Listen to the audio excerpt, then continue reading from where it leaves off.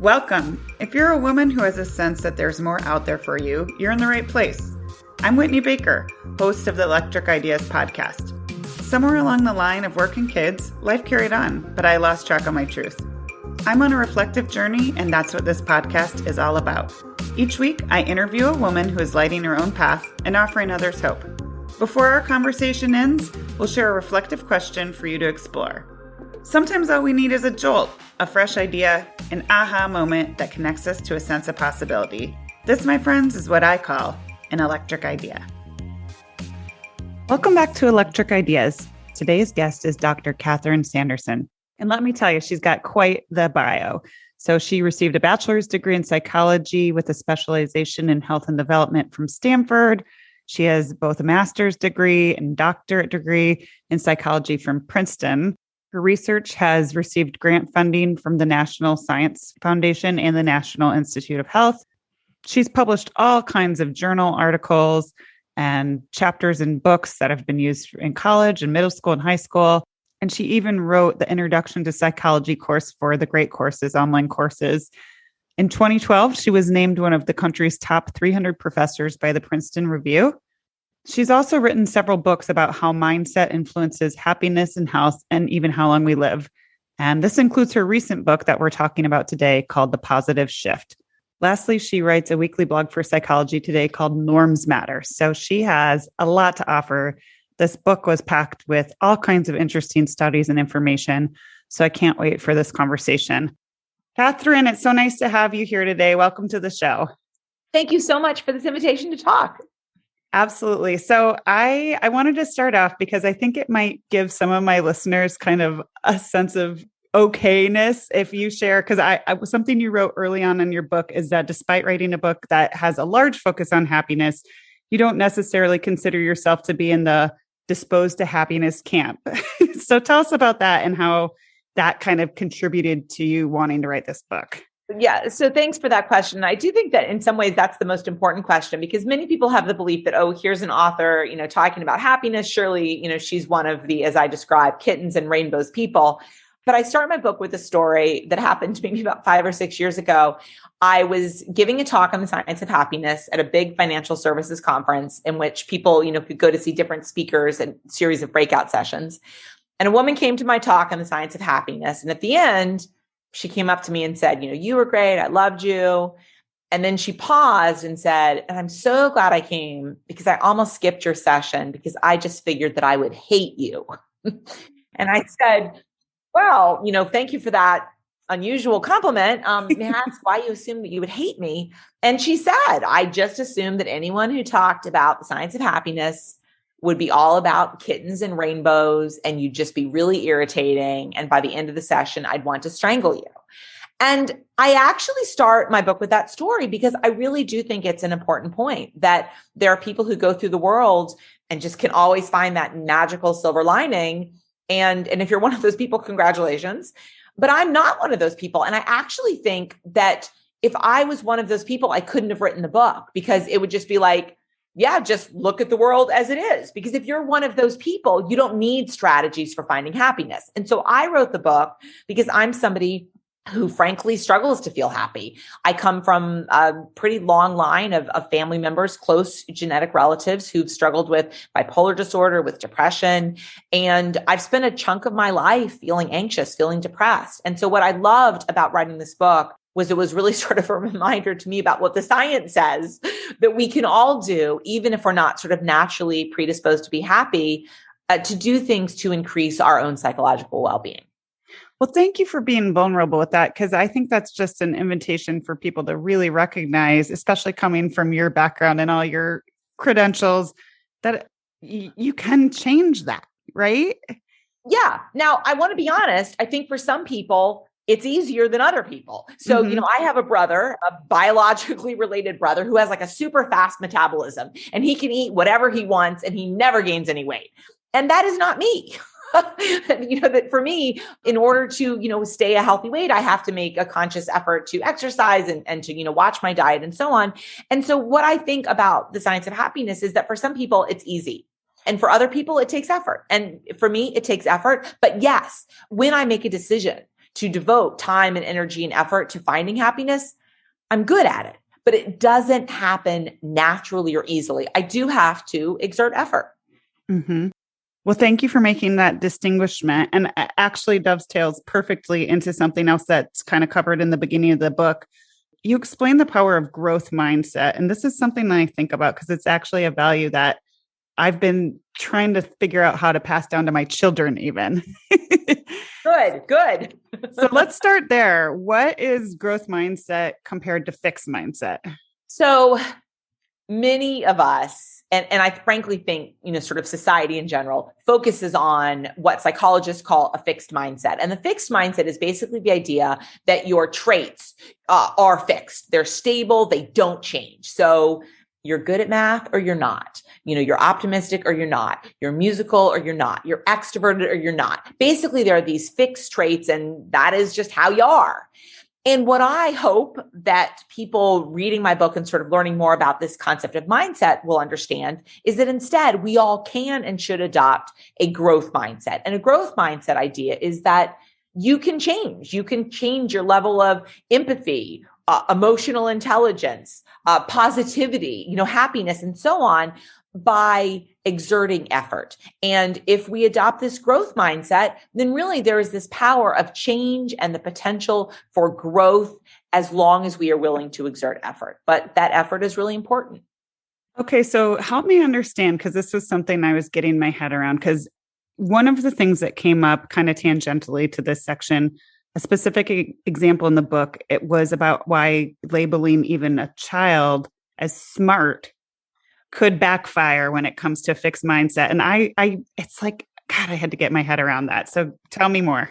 Love that question, because I do think it's a little bit counterintuitive, which is why, you're talking about getting your own mindset around it. And I want to be honest, this is not my work. This is from Carol Dweck, a famous professor at Stanford.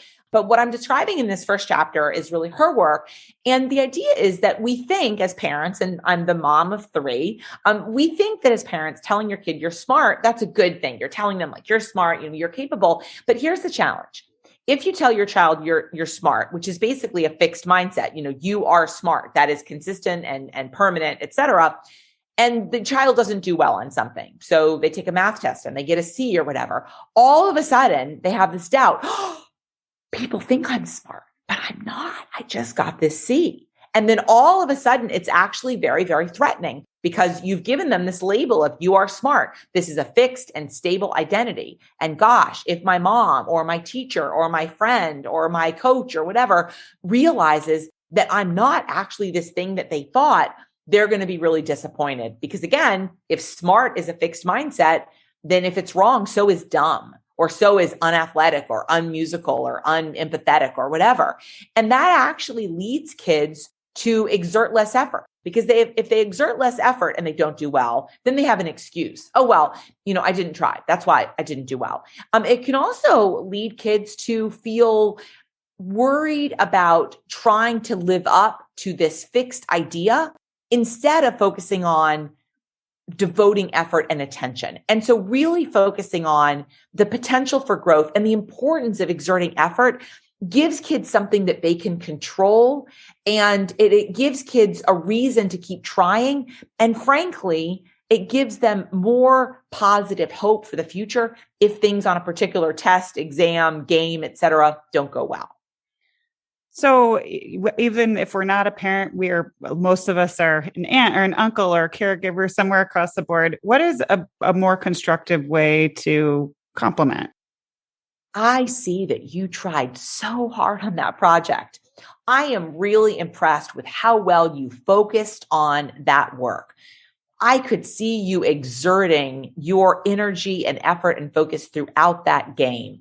I am so proud of how consistently you focused on and how much you tried in that experience. It also, all of those examples focus on the effort. They don't focus on the outcome.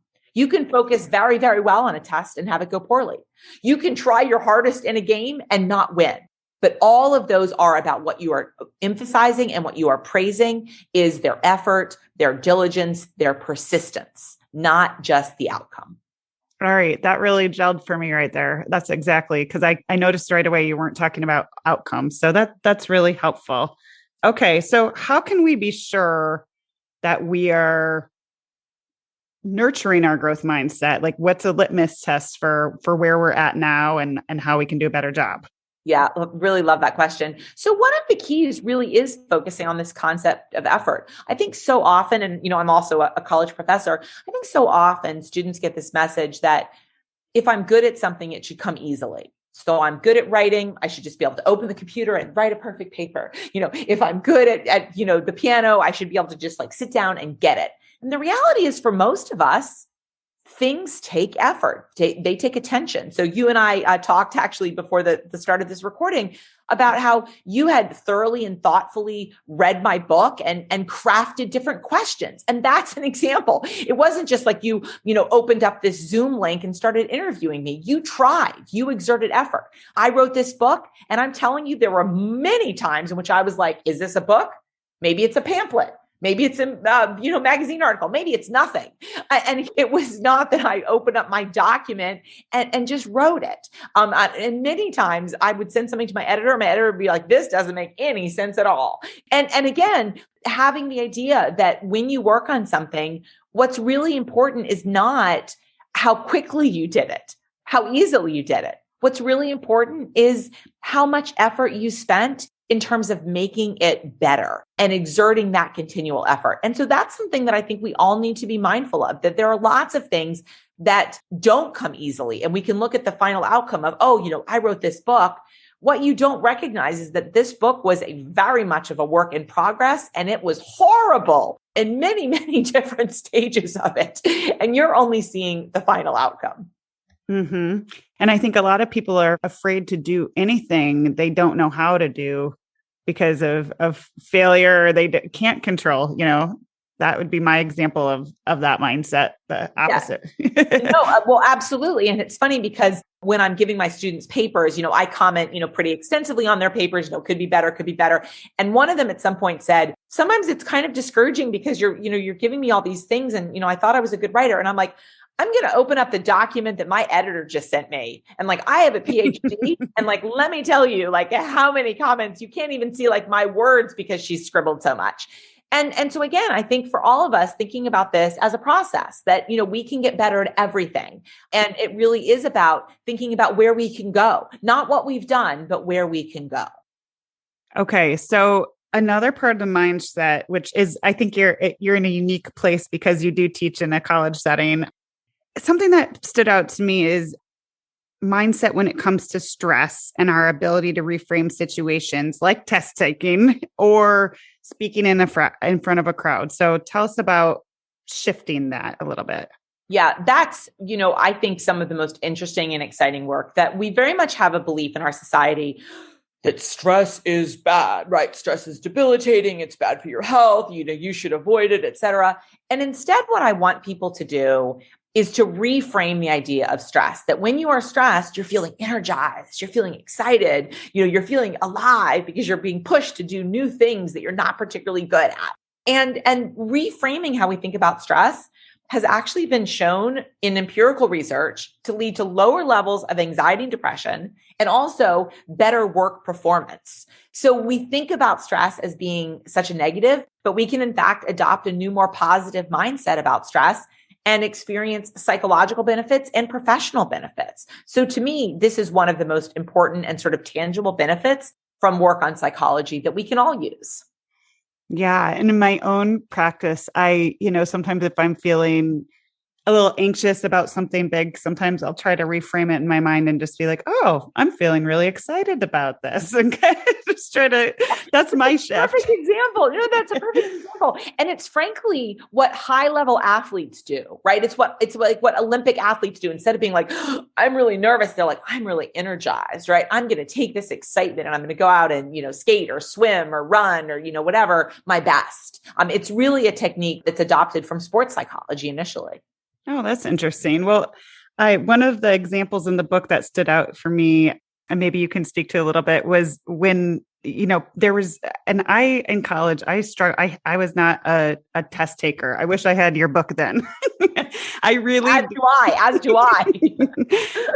But I remember reading about there was like a change of what they were calling test taking day. And there was balloons and streamers and treats and all this stuff. So tell us about how that shifted things. Super smart example. And that actually came from a professor, I think at a school in Texas. And what he did was he reframed, instead of being like, this is exam day, this is celebration day. We are going to celebrate today by demonstrating how much we have learned and mastered in the course.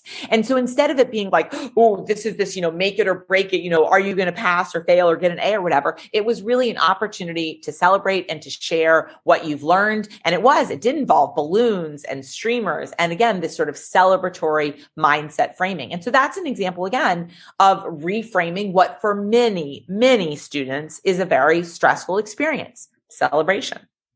Well, I have to admit, because I'm always, whenever I am interviewing an author, I want to try it on for size. And so I happened to be, while I was reading this, we were reevaluating our family chores list. And, there's a negative connotation even with the word chore, of thinking that maybe it's like unpleasant but necessary. So I was like, you know what? We're going to make this our house love list. And, and so I'm like, of course I got eye rolls from my kids, but I'll keep you posted. But it kind of felt better to have it be like, hey, how can we love on our house today versus like, do your chores. So that is a perfect example. We'll see how it goes. I'll report back. All right. So I polled listeners, and I know they're super interested, and I want to make sure we carve out a big portion of our conversation about how mindset impacts longevity. And there's so much interesting things in the book about that. So let's just start with broad strokes. How does mindset impact longevity? So what we know very, very clearly is that the mindset that you adopt about aging exerts a tremendous impact on how you feel about aging, and in fact, even how long you live. Before I give you the sort of exciting, punchline of this, I also want to be very clear that one of the reasons why I think this research is so important is that there are tremendous cultural differences in terms of how we think about aging. So in the United States and in many Western cultures, aging is you lose attractiveness and you develop dementia and, you become feeble and absent-minded and, less attractive and all these different things. And in many Eastern cultures and many Asian cultures, there's a real sense of like with aging comes wisdom. And, these are people that we should really look to as experience. And so what I like to point out in terms of that is that is actually a perfect illustration of how mindset about aging is not a function of biological change with age. The mindset that we have about aging is very much about cultural norms. But let me tell you what I think is the most interesting and exciting finding.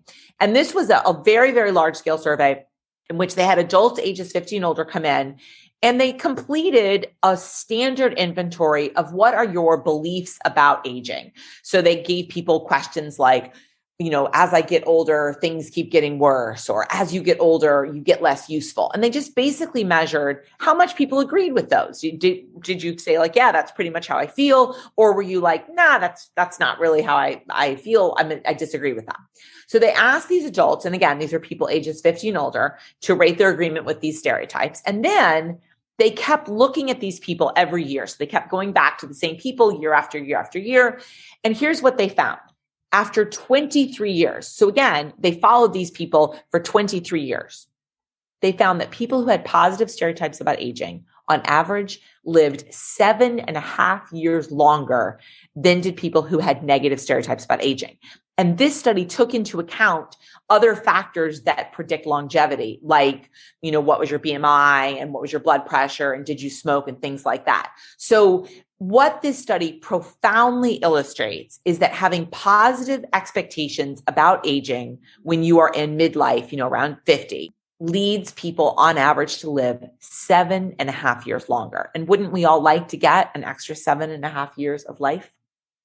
That's incredible. I mean, it is, isn't it? Right? It just kind of, it really, when you think about too, I think it's so culturally pervasive that we assume that our mind's going to leave us. And tell us a little bit. One of the things I'm remembering as you're talking is even when people started labeling senior moments, it almost became a self-fulfilling prophecy. So I know you even shared a personal travel story. You share what you want, but tell us a little bit about that. Yeah, well, I will share a personal travel story because I think it actually really epitomizes it. So I live in Massachusetts, and a few years ago, I was scheduled to give a talk in New Jersey, about 4 hours from my house. I had a really busy day, teaching and meetings and so on. I came home, packed my suitcase, had dinner with my family. And then finally at 9 p.m., a little bit too late, I got in the car to drive to New Jersey to give my talk. And again, since I was leaving at 9 p.m. and it was 4 hours drive, I was just going to go crash at the hotel. So I wore, to do the drive, a ratty t-shirt and like running shoes and sweatpants. So at 11 p.m., I'm on the Tappan Zee Bridge for people who are in the Northeast. I get a call from my husband, and my husband says, "Do you know that your suitcase is on the bed?" And I was like, no, I did not know that. I'm like, can call and figure out what is open in Princeton before 9 a.m. when I have to give this talk. And he's like, yeah, I'll get right on that. And he calls back in like 10 minutes and he goes, well, there is something. And it is Walmart. So not even Target, but Walmart, is open at 6 a.m. or something. So I go to my hotel, I check in, I get a wake up call for 6. I sleep in my ratty, t-shirt and sweatpants. I drive myself to Walmart at 6 a.m. in my ratty t-shirt and sweatpants. And I buy an outfit from the Miley Cyrus collection and which I used to deliver my talk. And at lunch that day, I confessed to people sitting at my table, like what had happened. And everybody just thought it was hysterical, absent-minded professor, can't remember her suitcase or whatever. But here's the reality. When it happened, I was like 45 years old. If I had been 60 or 70, what would everybody have said? Senior moment, right? 100% people would have been like, senior moment. And here's the reality. When you start thinking, oh, this is a senior moment, or when you give adults an article to read about senior moments or memory decay with age, it actually leads to impairment on memory tests. And so what we know is that triggering people, reminding people, telling people about the so-called memory decay that happens with age, which is actually not very common at all and does not really happen for most adults, certainly not, with any prevalence until, well into your 80s or beyond. But as soon as you start thinking, well, I'm getting older, memory, must be fading, it actually leads memory to fade. And so I really don't like the term senior moments. And I think we should all focus on adopting this, Eastern focus on with age comes wisdom and experience. I definitely appreciate that. I have a grandmother who is 94, who's sharp as a tack. She just read something that I wrote that was 25 pages and wrote back, and I think it's a choice. And I just love that idea of having more reverence for that. What other ways do negative stereotypes about aging impact outcomes? So what we know very consistently, and we know this broadly in the literature and psychology, frankly, is that stereotypes in and of themselves can have lots of different effects. And so what we know is, broadly speaking, having negative stereotypes about aging is associated not only with memory, it actually just priming people with negative stereotypes about aging leads people to walk slower down a hallway. So it seems to impair, sort of physical speed or strength. Now, those are probably short-term effects, but they're a reminder of how just pulling up negative stereotypes about aging can actually influence physical well-being. Another study also found that people who have negative stereotypes about aging are more likely to experience cardiovascular problems. So things like strokes, heart attacks, congestive heart failure. So basically what we know is that negative stereotypes about aging influence our health. They influence our memory. They influence our physical speed and strength. And again, as we noted earlier, they influence how long we live. So lots. Yeah. So I'm really glad you brought up and opened, because I think that cultural piece is fascinating, because it is so kind of universal in the United States, even the images we see of people. So what do we know about regions around the world where centenarians are concentrated, and what are kind of the correlations there?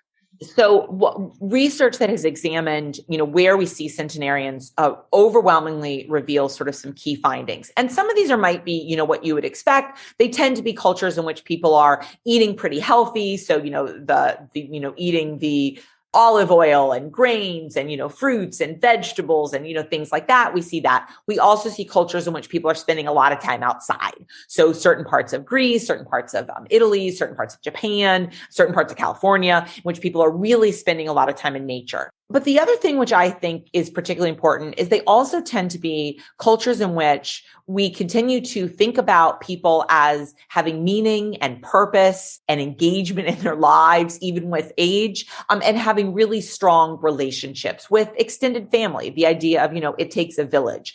And so in many cultures in which we see lots of people living into their 90s and beyond, we really do see people maintaining a sense of purpose and value, forming strong relationships with their friends, their family members, their grandchildren, their great-grandchildren, their neighbors, and really being part of a community.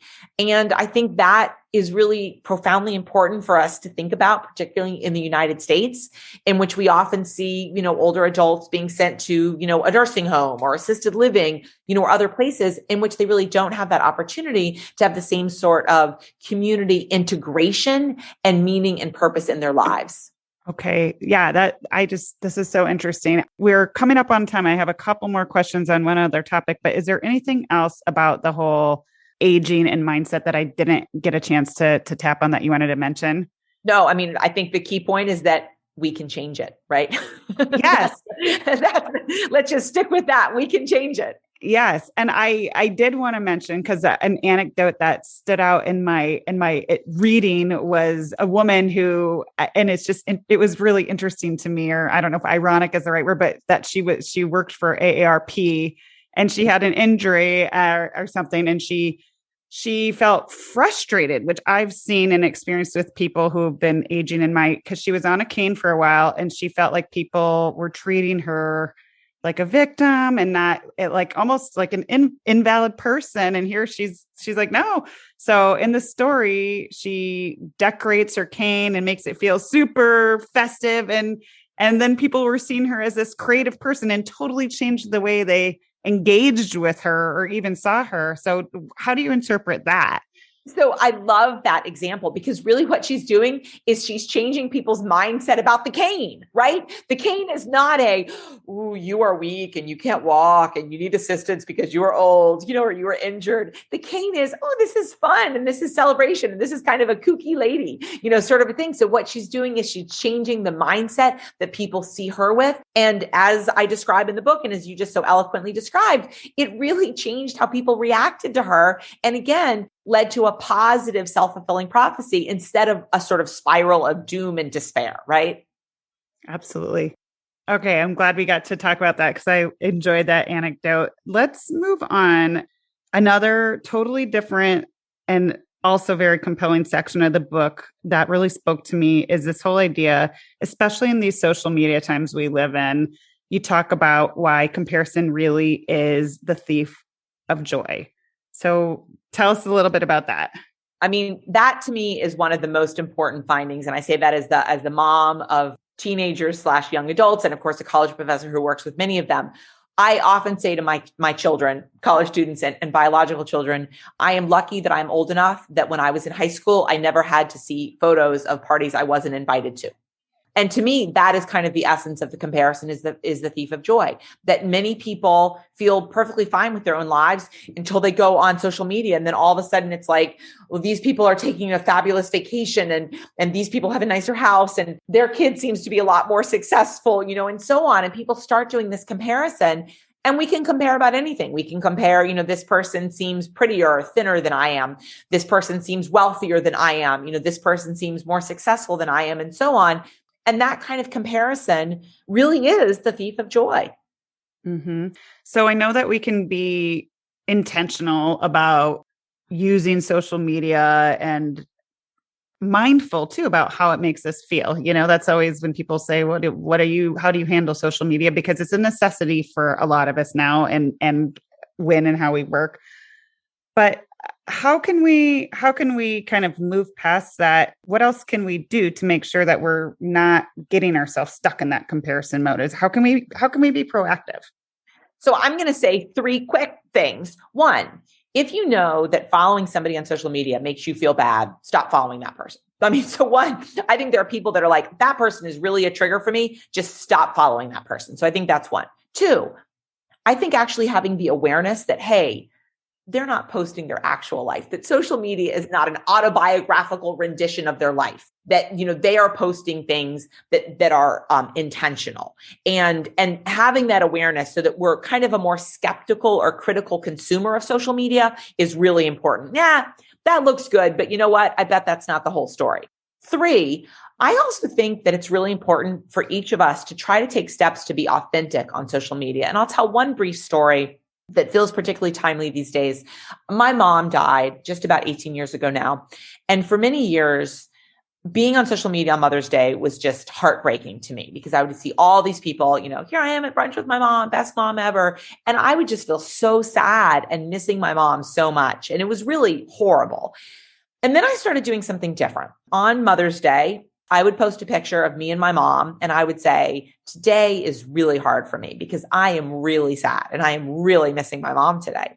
And so I would just put out there that I was sad. And then I would tag all the different people who I knew had also lost their own moms, which in reality, of course, every year, was more people. And doing that, again, on social media led to 2 really great things. One, so many people reached out and said, I'm thinking about your mom, or let me tell you a story about your mom. And so people would, share things that made me feel close to my mom, hearing things about her. But the other thing is that so many people reached out to me who'd also lost their moms and said, thank you. Thank you for recognizing that today is hard for me too. And thank you for remembering that. And so it was really an example of how using social media, not to promote how great or wonderful my life was, but to really describe in an authentic way that I was not feeling good. And that actually led me to feel closer to my mom and to also lots of other people who were in the same kind of sad boat, on what was a hard day. So again, we control how we use social media, and we can use social media in ways that make us feel better or ways that make us feel worse. It's up to us. I can't agree more. And I think that you sharing in a more authentic, vulnerable way gives a permission slip for other people to feel seen and normal that they're having that similar emotion. But also, I think it will influence more people to share that type of thing too. A little bit of a little bit of the fun, a little bit of the real. So that's hopeful for me. Thank you. One other thing that stood out in this section that I'd never heard explained quite exactly in this way was this whole idea of the wealthy neighborhood paradox when it comes out to comparison. Can you explain that to us? Yeah, this is really fascinating research. A lot of it's being done by economists. But what this research has shown is that people who live based on zip code in wealthier zip codes actually feel less happy than people who live in less wealthy zip codes. And that's a really interesting finding, because you might think, well, gosh, if you live in a wealthy neighborhood, you're probably wealthy, and surely you should then be happier because you're wealthy. And what the research actually shows is that when you live in a wealthy neighborhood, there's all of a sudden this really, really intense comparison, because all the other people around you are also really wealthy. And that in fact doesn't make you feel better, because what you're doing is you're comparing. They have a nicer car, they have a nicer house, they have a gardener, they have a second house, whatever it is. And so it really just kind of changes your nature of your comparison, and you feel less good as a result. And so the wealthy neighborhood paradox is sort of a perfect illustration of comparison is the thief of joy. Yeah. Yeah. So we're not going to spend as much time on social media comparing. If we really want to ensure kind of our bridge to longevity and kind of shift our focus on things that do make us happy. If I was a college student and I was like, well, gosh, you've written about all this. What should I do? I'm leaving. I don't know. What should I do what are the biggest factors in me inviting more happiness into my life? So, and I want to start by saying it's actually not one size fits all. And I say that because I think it's really important for people to recognize that what makes you happy may not make your neighbor happy, or your friend happy, or your sister happy, or your child happy, or whatever. So sometimes I'll give, a talk on happiness, or someone will read my book and they'll say, well, I don't like to meditate. And I'm like, then don't meditate, So happiness is not one size fits all. That being said, I'm going to give you 3, because there are 3 that the empirical research is just super strong in. And so many of these work for people. 1, spending time in nature, getting outside. And it can be physically getting outside. It can be, hiking or, camping or going to a beach, but it can be walking through a park in the middle of an urban setting. It can be looking at nature through a window. It can be having indoor plants. It can be listening to sounds of, the rain or birds chirping or whatever. Oceans crashing. Nature is consistently associated with better happiness, lower blood pressure, better sense of well-being. 2, giving. And what I love about this one is anything counts. Volunteering, donating to charity, donating blood. Research consistently shows across every different measure that we've studied that giving makes people feel good. There's fascinating research looking at fMRI data, so patterns of brain activation, showing that just thinking about giving a gift to a friend activates a part of the brain that processes rewarding experiences. The exact same part of the brain that is activated when you eat chocolate. So again, giving anything, again, time, money, random acts of kindness, any of that, super good. 3, relationships. Relationships are the single best predictor of our happiness. And the key about relationships is it doesn't matter the label on the relationship. It can be with a friend, a romantic partner, a family member, a colleague, a neighbor. It doesn't matter who the relationship is with. What matters is that it's high in quality, that you can be intimate and vulnerable and your real self. And that's what really leads to consistent happiness. It's not about having a giant social network. It's choosing basically quality over quantity, and good relationships, the single best predictor of our happiness. Thank you. I know that'll inspire people to kind of retune and refocus. So I really appreciate that. We're heading up against time, but I want to make sure to end. It seems only appropriate to end on a happy note. So can you share us real quickly what the latest statistics are about how happiness actually is contagious? Because maybe this will also encourage people to get to know their neighbor better. No, well, I'll tell you right now, one of the reasons in which I'm happy to have this conversation with you is that we all benefit from more happiness in the world. That when you spend time with people who are happy, it elevates your own happiness. And so we all want to live in a world with more happy people because in fact, happiness is contagious. And so increasing our own happiness helps increase the happiness of those around us. And it's really this sort of positive ripple effect. So I'm hoping that our conversation today is contributing in some small way to increasing happiness overall in the world. Absolutely. All right. I always end my conversations with the same question. And that's, what's one question women should be asking themselves more? Women should be, I love that question. Women should be asking themselves, what can I do for me? That lots of work in sociology, it's called cognitive labor. Lots of work has shown that women tend to take on huge amounts of cognitive labor. So they are basically thinking about how they can do things for other people, their spouses, their friends, their children, and so on, their colleagues. So I like to have women focus on what can they do that is self-care for them. I like that. I like that a lot. All right. This was a wonderful conversation. I know people are going to be wanting to follow you. So where can we find you? So I am on Instagram at Sanderson Speaking, and I'm on Twitter at Sanderson Speaks. Okay. Wonderful. Thank you so much. Thank you so much for the invitation to talk. It's made me happy. Oh, it's made me happy too. Have a great day.